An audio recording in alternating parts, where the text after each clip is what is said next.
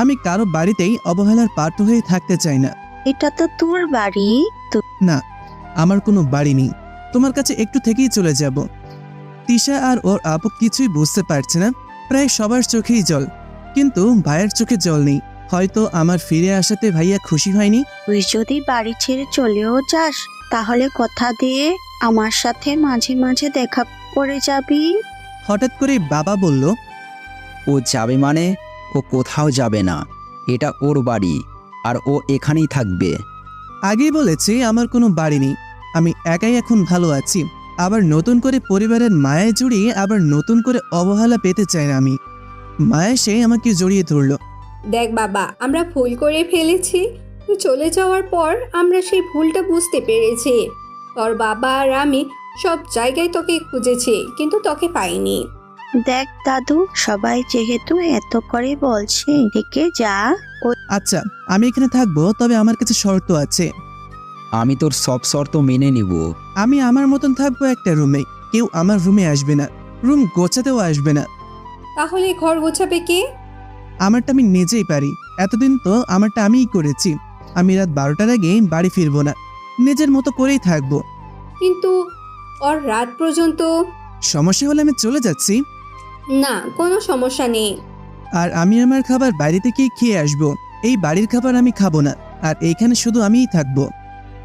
নিজের বাড়ি খাবার রেখে বাইরে খেয়ে লাভ কি? অযথা টাকা নষ্ট। আমি আমার উপার্জন করা টাকা নষ্ট করব। কারো টাকা আমার লাগবে না। ছোটবেলার কথা আমার মনে আছে, টাকা না নিয়েও আমাকে মার খেতে হয়েছে। এই সময়ের কথা বাদ দে। আমি চাইলে ওই কথা ভুলতে পারবো না। শুধু তোমার অসুস্থতার কথা শুনে আমি এখানে এসেছি, না হলে জীবনেও আসতাম না। আর আমার কাজটা শেষ হয়ে গেলে আমি আবার চলে যাব। কি কাজ দাদু ভাই? পরে বলবো। আচ্ছা, তোর রুমে গিয়ে এখন রেস্ট নি। আচ্ছা। তোর মুখের মাস্কটা খোল, একটু ভালো করে দেখতে পারলাম না। আমি ফ্রেশ হয়ে আসছি, তখন ভালো করে দেখো। এই বলে আমি চলে আসলাম। আসার সময় তিশা আর ভাবি, মানে ইমন ভাইয়ের বউ, আমার দিকে অবাক চোখে তাকিয়েছিল। হয়তো আমি যে এই বাড়ির ছেলে এটা ভাবতেই পারিনি।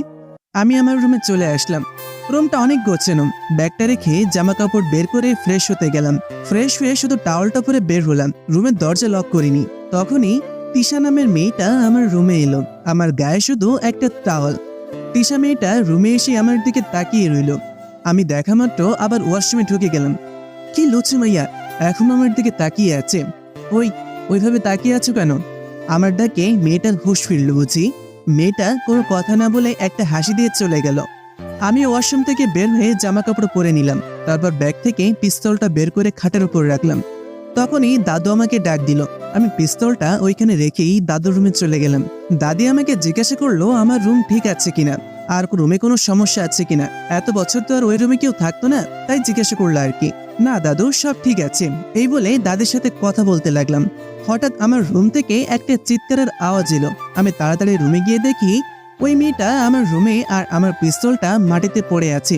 নিশ্চিত এই মেয়েটা আমার পিস্তলটা দেখে ভয় পাইছে। আমি তাড়াতাড়ি পিস্তলটা উঠিয়ে কোমরে গুজে নিলাম। হেই, আমার রুমে আসার সাহস তোমার কি করে হয়? এর আগের বার আসলে, এখন আবার এসে আমার জিনিস ধরেছ। আপনার সাথে প্রথম খারাপ ব্যবহার করেছিলাম, তাই ওইবারও ক্ষমা চাইতে এসেছিলাম। কিন্তু কে জানতো আপনি তখন গোসল করছেন। আমি ভাবলাম আপনার গোসল করা শেষ, তাই এখন ক্ষমা চাইতে আসলাম। কিন্তু এসে আপনাকে রুমে দেখলাম না, তাই পিস্তলটা দেখে আচমকা ভয় পেয়ে গিয়েছিলাম। এইসব ফালতু কথা রাখো। আমি জোরে জোরে কথা বলছিলাম। মা বাবা ভাইয়া ভাবি সবাই আমার রুমে আসলো। কি হয়েছে? আমি আগেই বলেছিলাম আমার রুমে যেন কেউ না আসে। তারপরও এই মেয়েটা কেন আমার রুমে আসে? ওর কাজ কি এখানে? বাবা, একটু শান্ত হ। কিসে শান্ত হব? আমার রুমে কেউ আসতে পারবে না, আর আমি আমার মতন থাকবো। সেটা আমি আগেই বলেছিলাম। ও হয়তো ভুল করে এসে গেছে। আপনি আমার ভাইয়ের বউ, আমার না। আমার ব্যাপারে কোনো কথা বলতে আসবেন না। আমি আমার ব্যাপার আমি নিজেই সামলে নিতে পারবো। আর ভুলেও আমার রুমে যেন কেউ না আসে। ও তোর ভাবি রিমন, ভালোভাবে কথা বল। আমি ভালোভাবে কথা বলতে শিখিনি।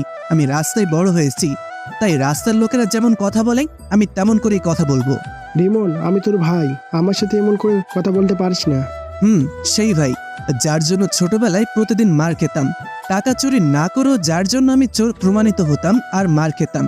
আর সেই ভাই যে টাকা নিয়ে আমার কথা বলেছিল আর আমার বাড়ি থেকে চলে যাওয়ার কারণ তুমিই ছিলে।